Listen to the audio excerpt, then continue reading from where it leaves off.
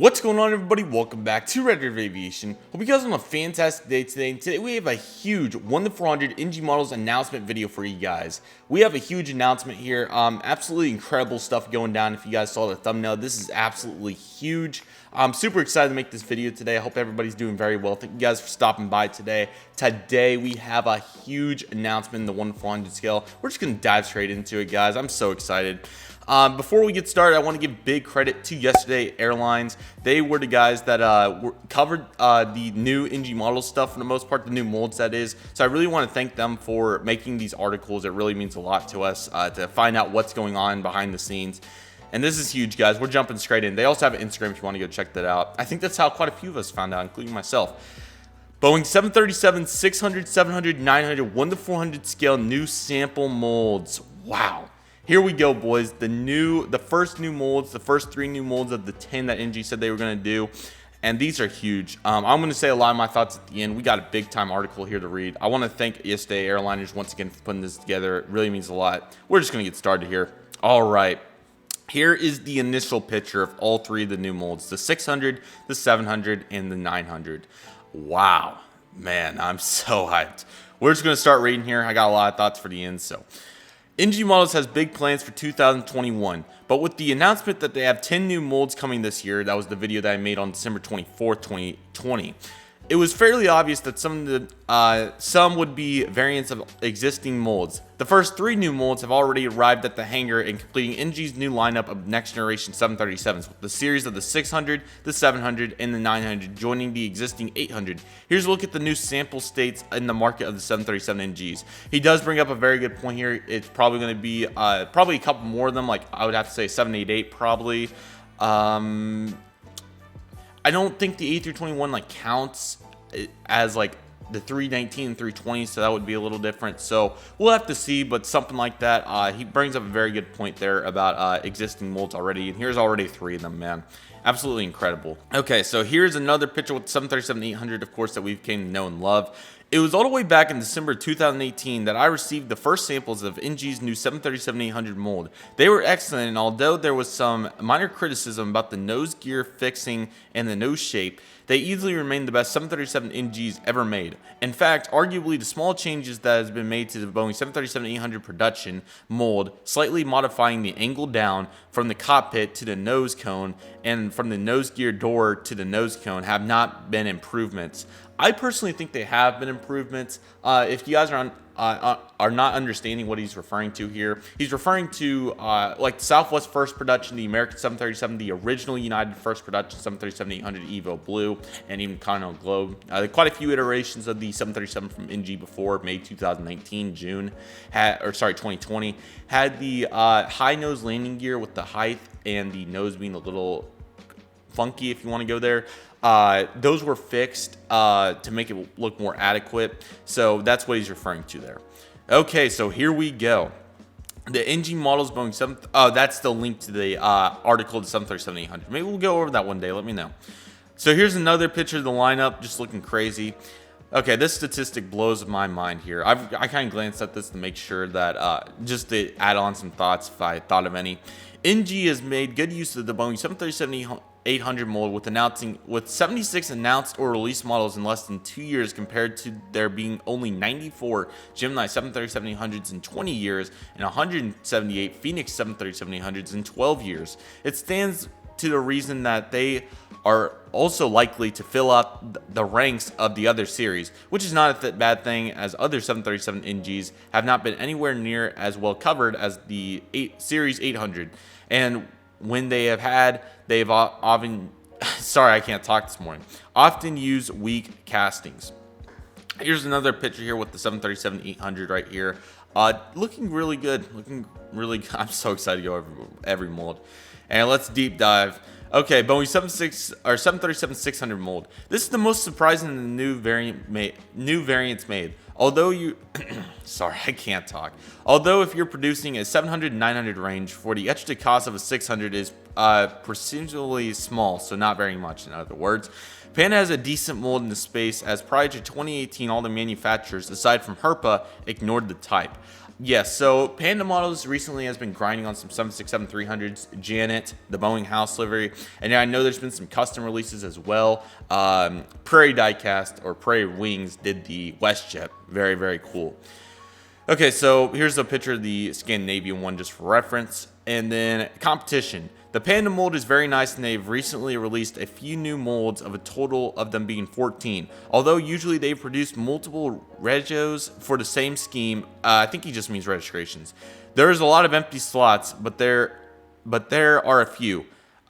These are just a variety of airlines, I believe, that I don't even want to try to botch. And so those to be filled.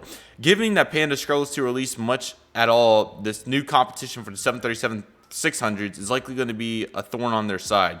Out of the interest, I did do a 737 wish list some time ago before Panda got their releases into swing, so that's fairly comprehensive. Here's the link. The link for the article will be in the description, so if you want to go take a look at those hyperlinks. What he's saying by okay, I lost my trend. Oh, okay. So he was saying that Panda models, when he said that they were struggling to make stuff, he meant that they just have small quantity releases, 4 to 5 models every release. That's what I was trying to say. So anyways, and here's the comparison of the Panda mold. That's pretty much the only one. I think GJ may have did 1 or 2. Don't quote me on that. I don't know. But here's the Panda models mold, and then here is the NG models mold. And he does have some things to say, so let's take a look here. This new 737-600 casting looks excellent and gives Panda a real run for its money. A quick suggestion the NG version doesn't have a slight nose down stance of the Panda. It has engine exhaust and a superior rudder lower edge free of the fuselage. Arguably, the undercarriage and nose gear looks like a better version of the NG2. One obvious error with the NG, however, is the provision of a tail bumper, which is not fitted to the 737-600. NG will have to remove that. Okay, so what he's saying here is this is kind of very similar to what we had with the 737-800. As you can tell, the landing gear is a little high, which I think is something they can fix over time. This is one of the first samples, so hopefully they can have it fixed by the first release. But I definitely do agree with him on that. It definitely does look a little, a little funky. And then the engine's exhaust also look more crisp and better. That's something that NG does a great job on. And then the superior rudder lower edge as well just looks awesome. They did an awesome job doing that. And then he makes the note of the tail bumper, which is the thing underneath. And he is correct, that isn't on there. Maybe they have it. Hopefully it's not tail heavy or something. Obviously with these short models, it's really hard to get a nice balance. We've seen that with Gemini so many times. But hopefully they are able to do a very adequate representation. I also have to say I'm really a big fan of how the engines are slightly more level. As you can tell on the Panda models, they seem on some of the models, that is. I think the 734s, the DHL comes to mind, but sometimes the engines are a little crooked, but I really like to see that. And then also, I also really like a little more crisp, precise cut on the NG landing gear doors. That's been something they've been very good at universally. But with the Panda, it's a little clunky, but I just like the cut a little better. And then overall, just looking at these two molds, the points that he makes is very, very good. And then I'm just throwing a variety of pictures on the screen of the mold. Thank me for editing on that, just to show you guys the full context. But 737-300, I'm sorry, guys. I'm getting texts freaking left and right. Okay, so, pardon me. The 737-600 is looking awesome. I'm going to be eager to see which ones they can do with winglets. That'll be super, super cool. Just an awesome fit. Very, very cool. And if you guys are wondering about split scimitars and non-winglets, we get to that later in the article. So, very, very cool. Now we're on the big time for everybody. I mean, the 600 is huge. It's going to be an awesome addition. But now we're on to the 737-700. There have only been 140 Boeing 737-700s made in the 400 scale, and only 6 of them in the past 2 years, all from geminijets, and 4 of them being Southwest variants. With Panda models having stopped the producing 737s back in 2018, even Chinese airlines are poorly covered in this variant. Interesting, a further pair of Southwest Series 700s have been made recently, announced by RM Models with the Panda mold, and it's going to be interesting to see the same mold as before. Considering the 1,128 737-700s were built, many of them have entered the second-hand market, and there's plenty of unrealistic demand for 737-700s. I do want to touch on this real quick since I haven't covered it very much. The RM Model Store is having the exclusive Panda models release of a Southwest 737-700 with splits as of right now. I've been very, very excited for that. It's the first model, so I'm just really, really eager to see what happens with it. I do have them reserved, so hopefully it does happen and everything. Very, very excited about it, but it really just shows. I mean, he came into fruition literally like 6 months ago, so he's already getting mentioned by one of the primetime websites for model airplane molds and everything. So I mean, that just shows how far he's came. So huge congratulations to him. Awesome stuff. And then on Chinese Airlines, he's very correct. They've been poorly covered, which has been tough. I really hope that NG will come to fill the void. They've done an excellent job with the 800 variant, and this is just the next step in my opinion. So very, very cool. Okay, so the competition. The main existing molds are types from 4 sources: geminijets, the original, Phoenix, JC Wings, Gemini, which is the new one, and Panda models. The original geminijets mold, oddly used 3 times in 2020 for some obscure reason. That's the one I can't really answer there. Is arguably better than the later JC Gemini version that replaced it, which came out around 2015. It was that first Tel Heavy Southwest, I think. Around that range. There may have been a couple more before that. The Phoenix Series 700 has the same duck nose and other failings as the 800. I'm sorry, just how you said that. That's pretty great. Unfortunately, the shortened Series 700 tends to be aciculate. I'm sorry. The issues of the longer 800. The Panda models version, also used by Aero Classics briefly, is easily the best of the existing molds, but it isn't perfect and mainly used for Chinese Airlines anyways. Okay, so we'll take a look at all these real quick. So he has a picture of the original Gemini 700. Personally, I guess just OG-wise, my favorite. I just really like how it looks. And then we had the Phoenix one, which he does get at the nose very well, and he's very right. And also the winglets do look kind of chunky, so definitely agreed upon there. Then here's the Panda 700 mold, the original, I believe. Let me make sure. No, I'm sorry. That's the only one, which does look very good. And then here's the JC Wings Gemini on a Chinese airline, I think. Looking nice, looking very nice. Did a nice job. A little clunky, but still very good. And here's the NG models version. Just from a glance, it has so much potential. There's a couple things that really stand out to me that aren't huge deals, but just at a glance, wow. The crisp cuts in the fuselage and everything, just to see the nice landing gear. Excellent detail here on the wings and the winglets. Super excited. So let's read through this. Interesting, I'm not as convinced of the shape of the nose on the 737G as I am on the 737-600 version. The 700 series looks a little squarer at the lower edge of the nose cone. Otherwise, this is clearly a serious improvement over all the other available Series 700s with a far superior nose and cockpit region. The undercarriage and engines also are much better, especially in terms of the nose gear door shape, engine pylons, and the exhaust. The tail rudder lower margin is far superior to all the other Panda. I have not previously noted how weird the Phoenix was in the aspect. Once again, the only obvious error with the NG Pro version is the tail bumper, which is also not fitted to the 737-700. They'll need to improve on that. I really agree with him with what he's got going here. He just touched on that nose wheel door, which is so much better. To me personally, the landing gear does look a little tall. It could just be the angle. Let's look at all these other photographs that he has here. Thank goodness. It just looks a little tall to me. It almost looks like it's a little pointed up, not by much, but obviously this is kind of just a time and error type deal. I'm sure they'll be able to fix it. But the 737, honestly, the original GJ mold has a nice height on it. It seems a little high, but I really like the JC Wings and geminijets mold where it's slightly down but not too much. Hopefully NG will be able to get a happy medium on that. Now, the potential with the 700 is absolutely incredible. Southwest fleet building is actually going to be a thing now if NG gets going like they have on the 800. And there's so much more variety on the 700, of course. And then United with the Star Alliance and everything. And then all the Chinese airlines, as he's mentioned. I think there is some in Europe as well. Oh, yeah, Aero Mexico and all those guys. And then WestJet. So there's so much potential with the 700 here. Still a very universal aircraft flying around. I'm sure South America, Africa, Asia, plenty of 737-700s to do.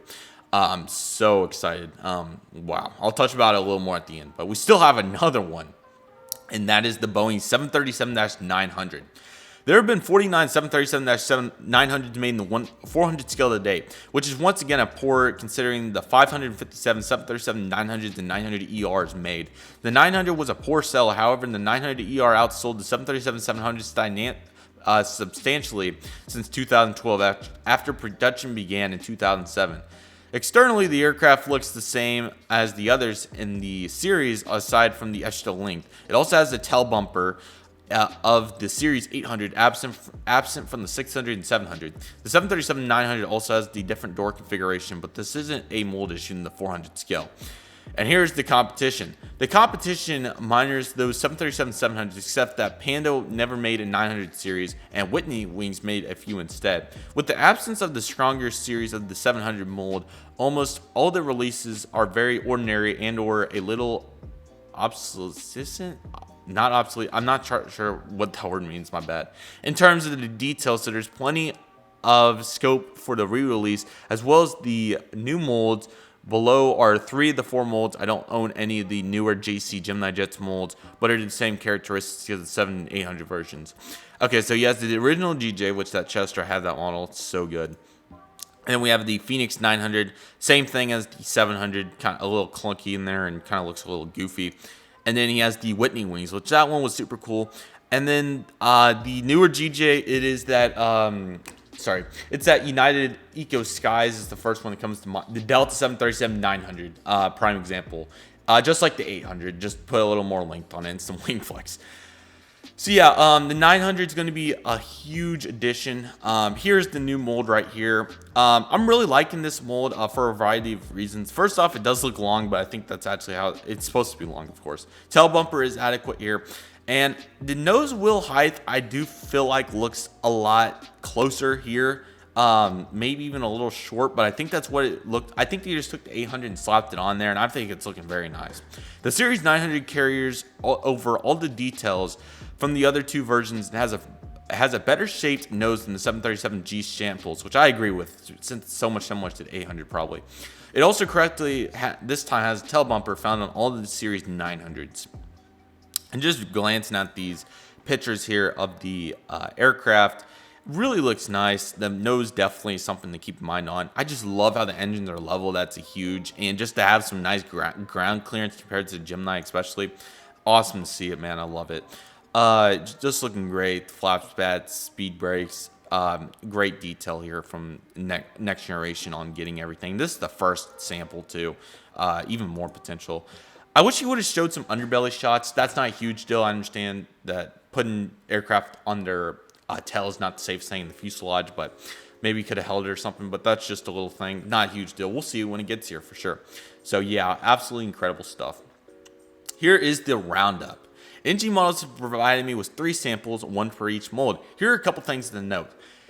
Okay, so here's where I was talking about with the winglet configurations. They all have the standard traditional bended winglets. However, given that the wings are interchangeable between the 737 NGs, then you should expect the non-winglet and the scimitar version winglets to also be supported in the new mold. So that just really opens the door, of course. Southwest has a ton of splits. I'm sure the Chinese airlines do as well. And then on the 900 especially, we're talking, I'm sorry, I forgot to talk about the 900, but man, Alaska, Delta, United, plenty of airlines and variety. And then, 900 wise, the Chinese airlines for sure got them.